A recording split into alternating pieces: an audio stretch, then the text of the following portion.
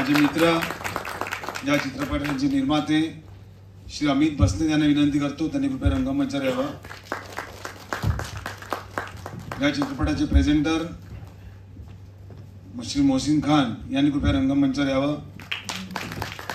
माझे मित्र निनाद बत्तीन या चित्रपटाचे निर्माते यांनी रंगमंचावर यावं। माझी बायको आणि या चित्रपटाची निर्माती स्वाती खोपकर, कुठे स्वाती, रंगमंचावर यावं।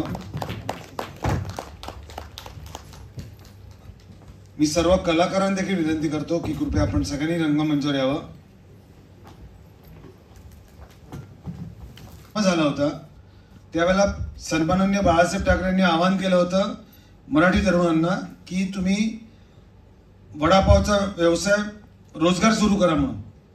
त्याला मुंबईमध्ये पहिला वडापाव ज्यांनी सुरू केला, पहिला वडापाव दादर स्टेशनला, ते माझ्या वडिलांचे मित्र अशोक वैद्य काका यांचे, ते आता नाहीत पण यांचे चिरंजीव दोघे इकडे आलेले आहेत, जे आता अजूनही दोघे उच्च शिक्षित पण हा व्यवसाय वडिलांचा व्यवसाय बघतात आणि तो दादर स्टेशनलाच त्यांचा वडापावचा स्टॉल तिथेच आहे आणि त्याला अजूनही तसाच प्रतिसाद मिळतो।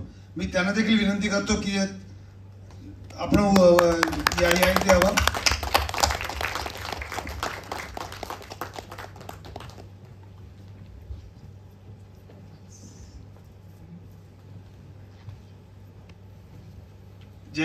ज्या वडापावची ओळख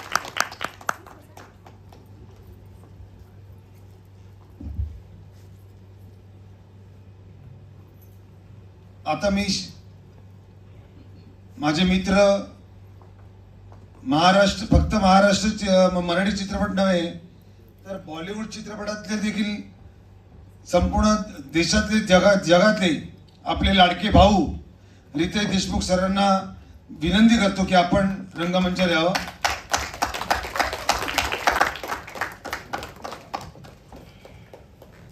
बसा बसा बसा।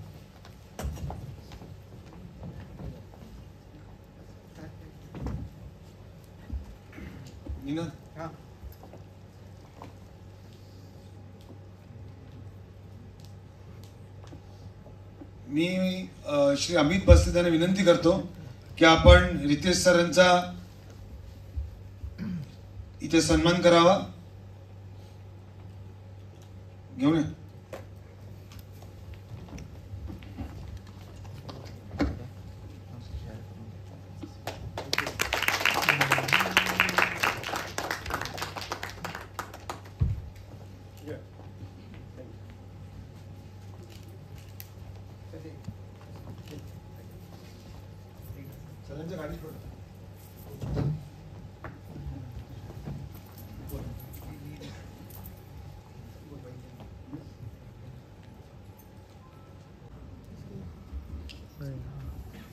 सिनेपॉलिसचे मयांक सर आले, त्यांनी रंगमंचावर दुसऱ्या कोणाला तरी बोलायला सांगावं।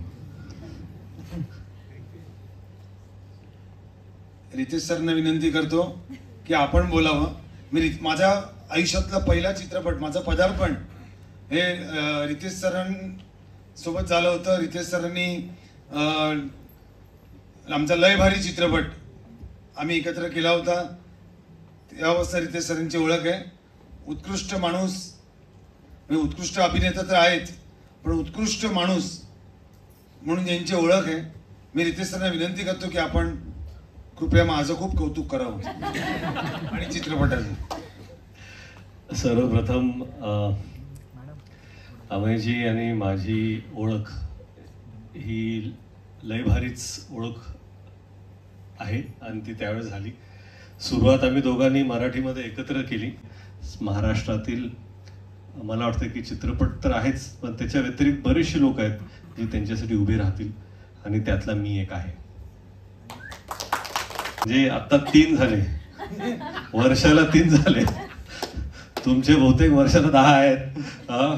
पण खरंच 100 म्हणजे आज सेंचुरी मारली त्याबद्दल खूप खूप अभिनंदन। तुमचं नाव, तुमचं काम हे संपूर्ण महाराष्ट्राला माहितीच आहे, पण मी तुमचा फार मोठा फॅन आहे। तुमचं काम प्रचंड मला आवडतं लेखक, डिरेक्टर, ॲक्टर म्हणून तुम्ही उत्कृष्ट आहातच आणि ते सगळं ह्या वडापाव या चित्रपटात दिसतं. आणि कसं आहे की पहिल्यांदा चित्रपट पाहताना किंवा ट्रेलर पाहताना माझ्या तोंडाला पाणी आलं. म्हणजे असं वाटलं की आता कुठे वडापाव मिळतोय. आणि कीर्ती आणि दादर स्टेशन इथले वडापाव एवढे खाल्लेत. आता असं वाटतं की दादरला जाऊ का कीर्तीला जाऊ. बहुतेक आज दोन्हीकडे जाऊन मी खाणार आहे वडापाव. पण खूप खूप शुभेच्छा सगळ्यांना. You guys are extraordinary. मी तुमच्यावर काम केलंय रेड 2 मध्ये आणि फार छान वाटतं जेव्हा मराठी चित्रपटाचं प्रोडक्शन. बऱ्याच वेळा आपण म्हणतो की बाबा हे सत्य आहेच की मराठी चित्रपटासाठी बजेट जास्त नसतात आपल्याकडे काटकसर करून काम करावं लागतं. हिंदीमध्ये काय की थोडं आपल्याला सुविधा जास्त असतात, पण मराठीमध्ये सुविधा नसताना सुद्धा एवढ्या चांगल्या प्रोडक्शन व्हॅल्यू तुम्हाला देता आलं.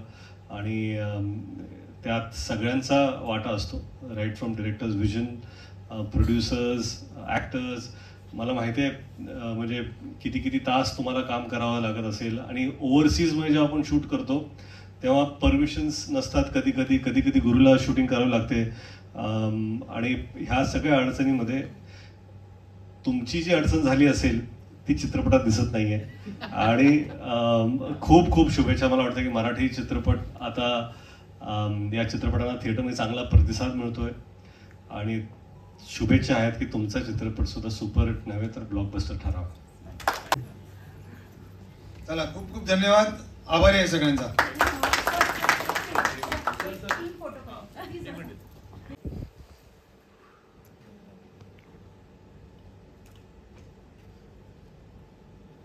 धन्यवाद. थँक्यू. थँक्यू